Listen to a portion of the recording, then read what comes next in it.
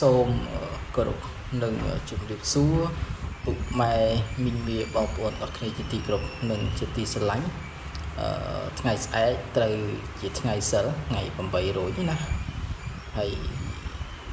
ថ្ងៃនេះខ្ញុំធ្វើវីដេអូចែករំលែកជូនបងប្អូនទស្សនាកំសាន្តតាក់ទងទៅនឹងវត្ថុគោលរបស់ខ្ញុំដែលខ្ញុំបានមើលថែនិងគោរពបូជានឹងរយៈពេលយូរហើយអង្គផ្សេងណាតែសម្រាប់ចែតម្រុយដែលខ្ញុំទៅបាននេះគិតដល់ពេលនេះគឺទៅបាន10ថ្ងៃទេថា10ថ្ងៃចុះណាបងប្អូនបាទអញ្ចឹងបានសិលម្ដងហើយសិលសំទោសបាន2សិលហើយតាំងពីខ្ញុំយកមកណាបាទតើតើនឹងចែតម្រុយនេះហើយបាន2សិលថ្ងៃស្អែកហ្នឹងត្រូវ2សិលហើយសម្រាប់ខ្ញុំផ្ទាល់គឺខ្ញុំយកចែនេះមកគឺសនុកសុខសប្បាយទីជាជួនសុខចម្រុងចម្រើនណា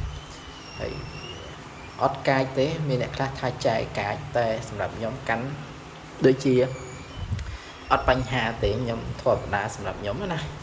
តែនិយាយនេះមានអួតអាងថាខ្លួនឯងប្រកែកស័ក្តិសិទ្ធិអីទេណាតែគាត់ថាខ្ញុំជំរាបជូនបងទាំងអស់គ្នានៅគ្រូដែលជាអ្នកដែលចេះមនោគមណាខ្ញុំជំរាបជូនថាខ្ញុំមិនមែនជាគ្រូមនោគមអីទេហើយខ្ញុំក៏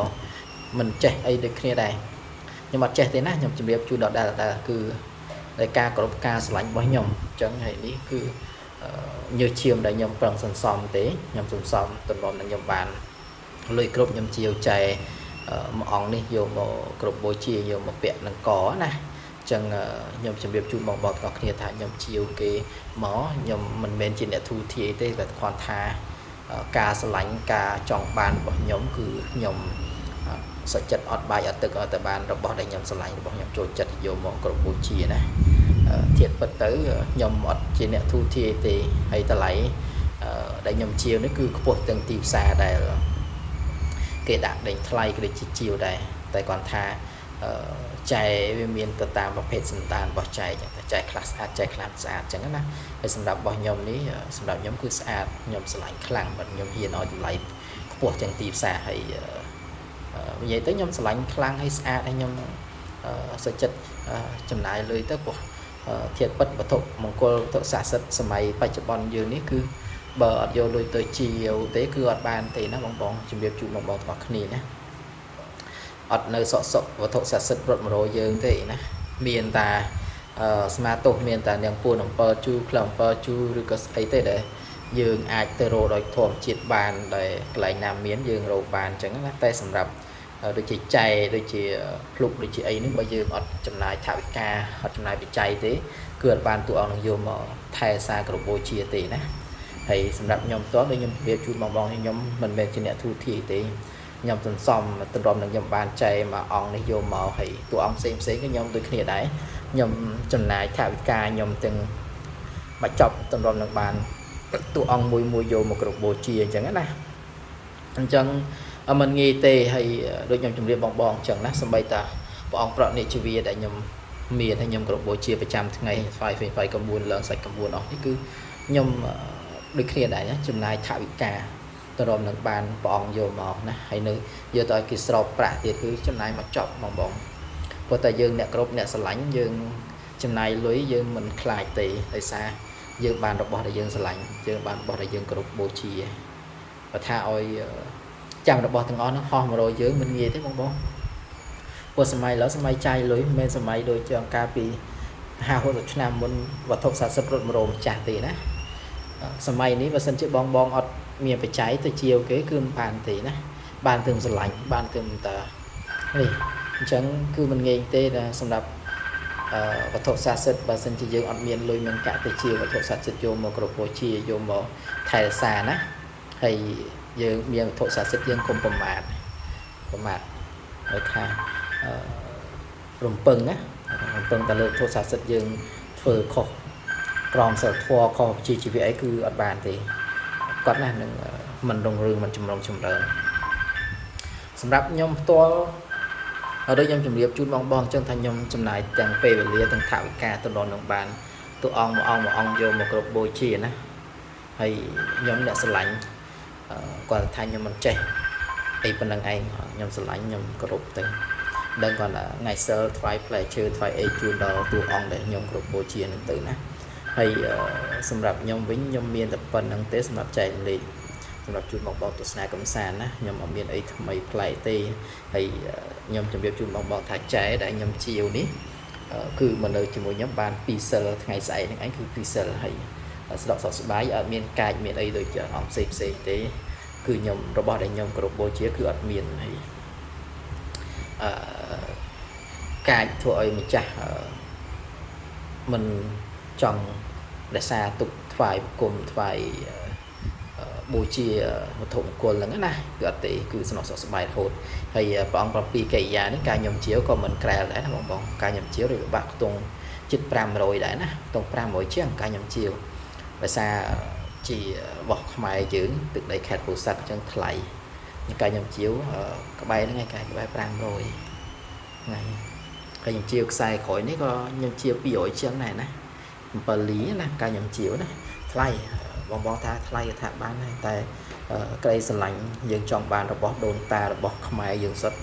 យើងទៅតែហ៊ានចំណាយបច្ច័យហើយខ្ញុំសន្សំទន្ទឹមនឹងបានប៉ុណ្ណឹងយកមកពាក់នឹងកយកមកគ្រប់បូជាគឺមិនងាយទេណាខ្ញុំជម្រាបជូនបងប្អូនទាំងអស់គ្នាណាហើយការធ្វើវីដេអូនេះគឺខ្ញុំមិនមែនធ្វើឌឺដងផ្លែការដាក់បងរៀងច្បង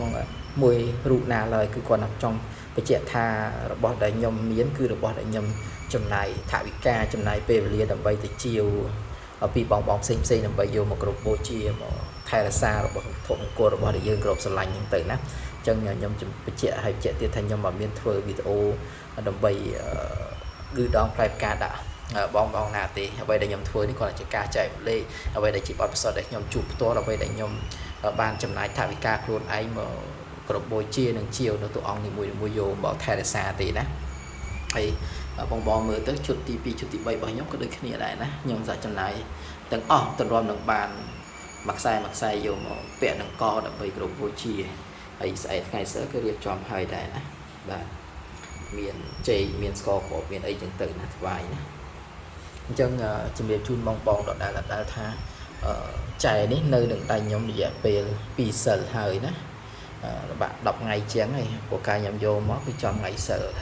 តែខ្ញុំទិញផ្លែឈើទិញអីដាក់សែនថ្វាយទៅអត់ថ្វាយយ៉ាងទៅណាហើយដល់ពេលនេះខ្ញុំថ្វាយក៏មួយបានច្រើនដងដែរតែមិនទាន់បានយកទៅឲ្យលោកប្រសិទ្ធិទេដោយសារខ្ញុំរវល់ផងឲ្យខ្ជិល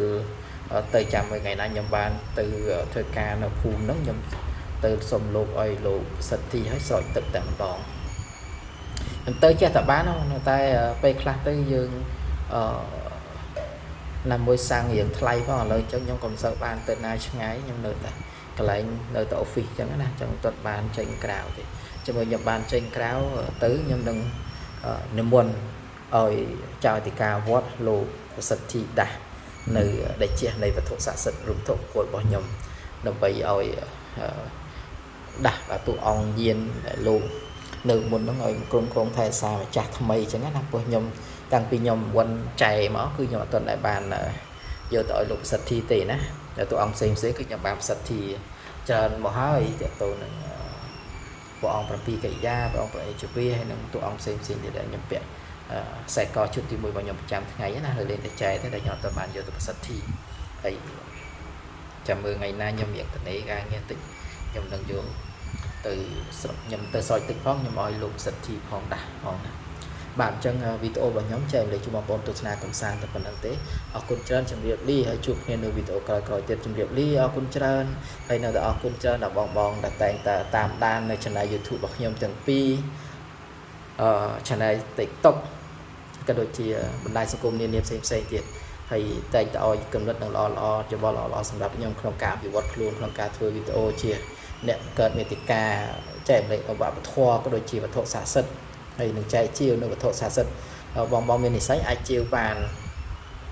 នៅវត្ថុស័ក្តិសិទ្ធិដែលខ្ញុំមានខ្ញុំតែងតែដាក់របស់ដែលខ្ញុំដាក់ជាវគឺខ្ញុំតែងដាក់លេខទូរស័ព្ទរបស់ខ្ញុំណាបើរបស់ដែលខ្ញុំអត់ដាក់ជាវគឺខ្ញុំអត់មានដាក់លេខទូរស័ព្ទរបស់ខ្ញុំទេខ្ញុំបញ្ជាក់ជូនបងឲ្យបានដឹងទាំងអស់គ្នាថារបស់ដែលខ្ញុំជាវគឺខ្ញុំមានដាក់លេខទូរស័ព្ទរបស់ខ្ញុំដើម្បីទំនាក់ទំនងក្នុងការសួរនាំដូចជាឆាតមកដើម្បីជជែកតម្លៃគ្នាបើអត់ទេគឺអត់បានដាក់លេខទូរស័ព្ទរបស់ខ្ញុំទេអញ្ចឹងវីដេអូចុងក្រោយគឺ